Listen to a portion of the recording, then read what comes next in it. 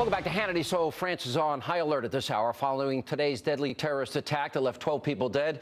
Investigators working round the clock to put the pieces together. So could a similar terrorist attack happen here at home? Joining me now, terrorism expert Steve Emerson. Steve, I want to talk about the growth in population of people moving to France from Muslim countries. You have these no-go zones. You have Sharia courts that they've allowed. I assume that the French, they wanted to be accepting and accommodating and have not insisted on assimilation.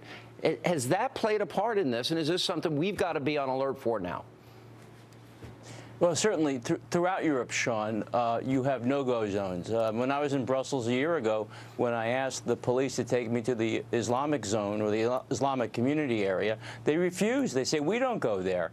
This goes on in Belgium. This goes on in Sweden, in the Netherlands, in France. It goes on in Italy. I mean, it goes on throughout Europe. So there are no-go zones. Number two, as you pointed hang on out, a second. I want you to rush through this, because no-go zone means no non-Muslims, no police, no fire, their own court system.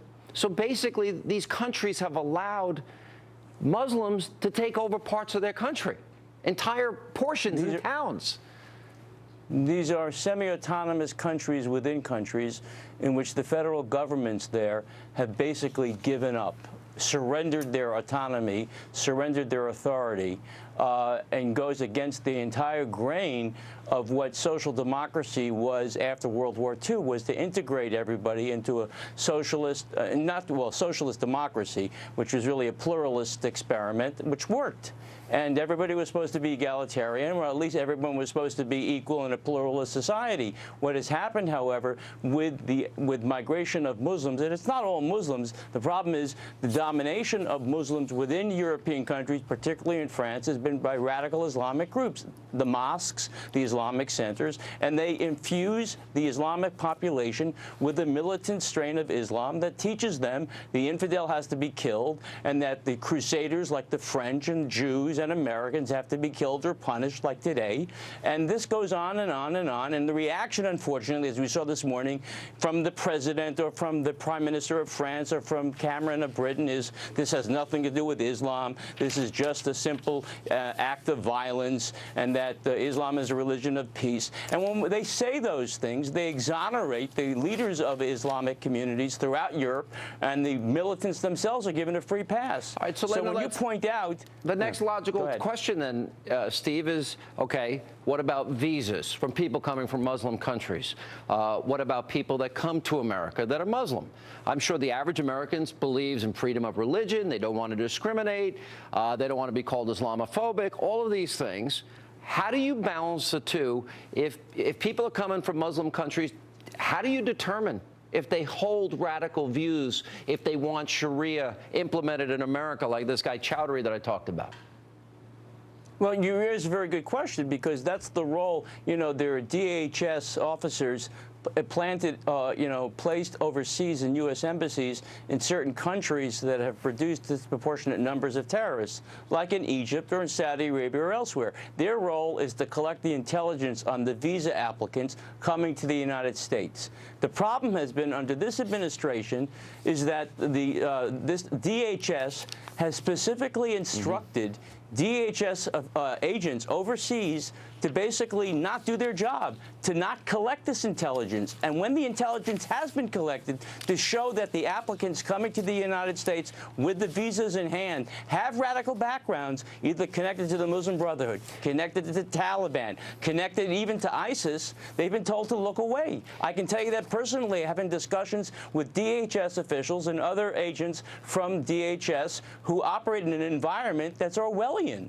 And so you're right, there's a real problem here, and our national security being violated. Do you think France can get control of their country again and take over these no-go zones, stop Sharia courts? I know prayer rugs are in just about every hotel if you go to Paris, according to a friend of mine who travels there quite often. Do they have the ability now to stop this, to say, no, you either assimilate or you have to go? Well, yeah, it's a great question. I think they've reached critical mass, frankly. And I've said this before. I think Europe is finished. You think it's finished? Extrapolate into the future. Well, there's a poll out that 1 in 6 people in in France actually support ISIS. Over 1,000 French have gone to join ISIS. So you're saying you don't think they can recover, that there's too many radical Islamists that have taken over this portion of that country, and it would be a war to take it back?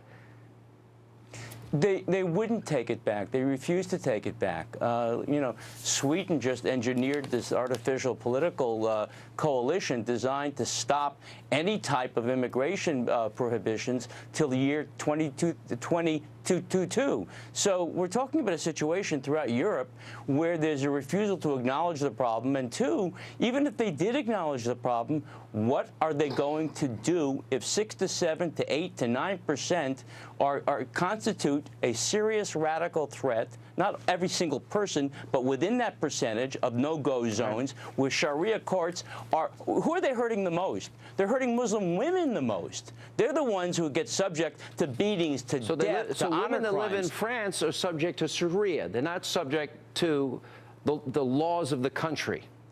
That's the, not all Muslim women. A lot of not if they all live in Muslim these, women, but the well, women, if they live in the no-go zones. Absolutely, you're 100% right. Yeah, all right, Steve. You're 100% right. That's the problem.